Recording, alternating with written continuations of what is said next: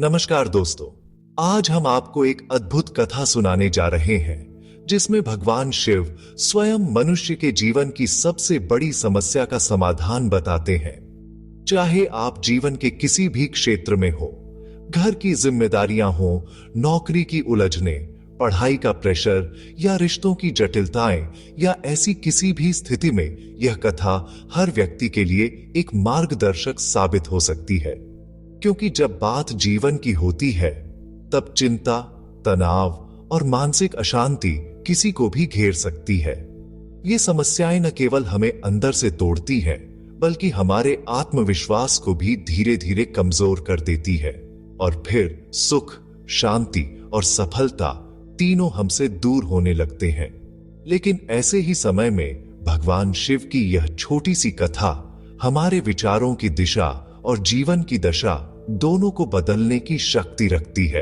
एक दिन देवी पार्वती ने भगवान शिव से जिज्ञासा पूर्वक पूछा, हे स्वामी, कलयुग में लोग पृथ्वी लोक पर छोटी छोटी बातों को लेकर बहुत चिंता करते हैं।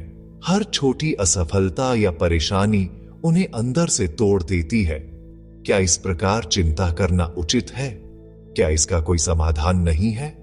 भगवान शिव ने मुस्कुराते हुए कहा, देवी, अधिक चिंता करना मनुष्य के लिए उचित है या नहीं, एवं कितना सही है, इसे इस कथा के माध्यम से समझते हैं, जो संपूर्ण मानव जाति के कल्याण के लिए एक सशक्त मार्ग स्थापित करेगा।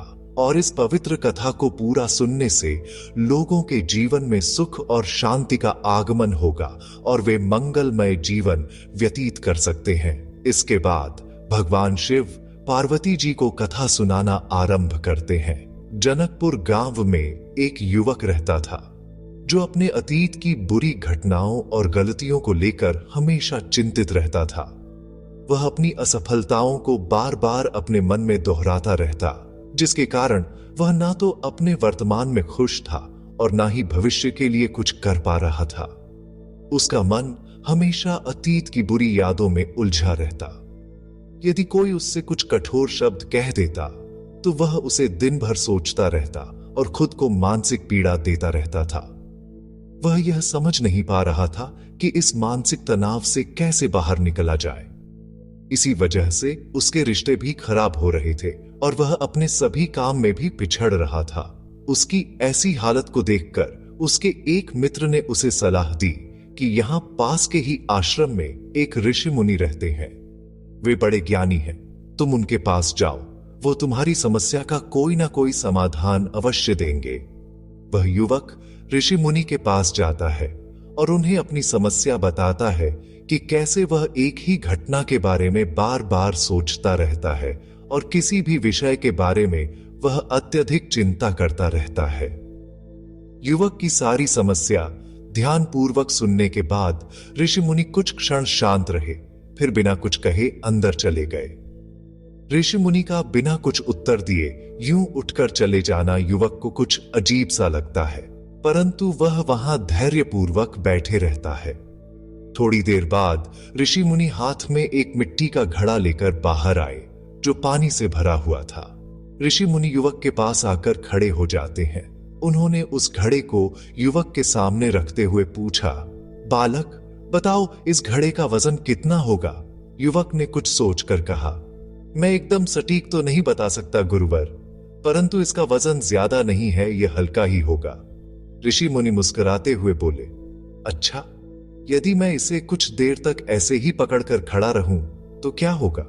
युवक ने कहा, कुछ भी नहीं होगा गुरुवर। ऋषि मुनि ने फिर पूछा, और अगर मैं इसे 1 घंटे तक पकड़े रहूं तो? युवक ने जवाब दिया, तब आपके हाथ में दर्द शुरू हो जाएगा।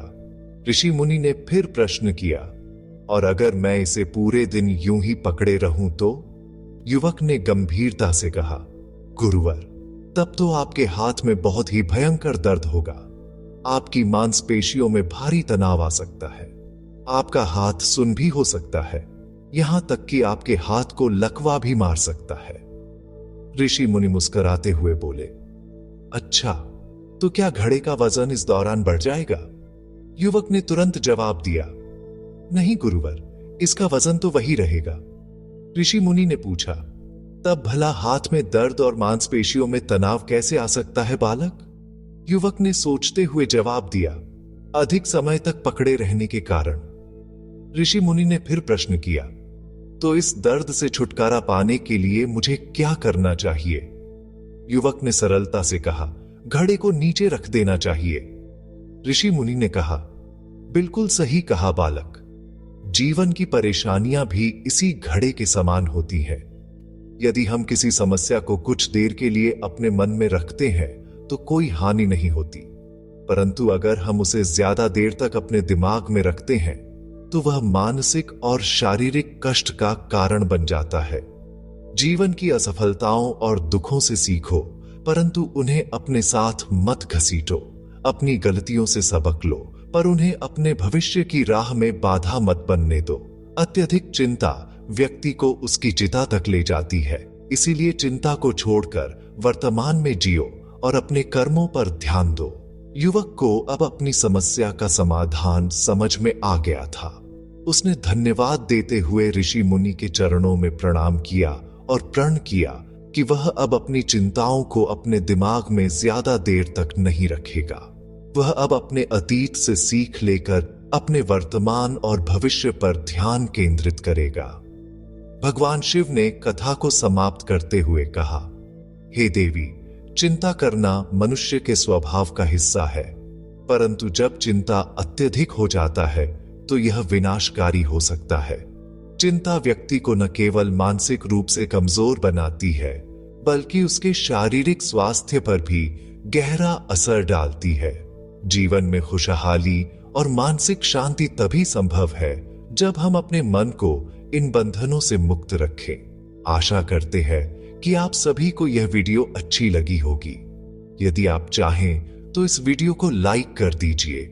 हम आपके बेहतर भविष्य की कामना करते हैं। ओम नमः शिवाय। धन्यवाद।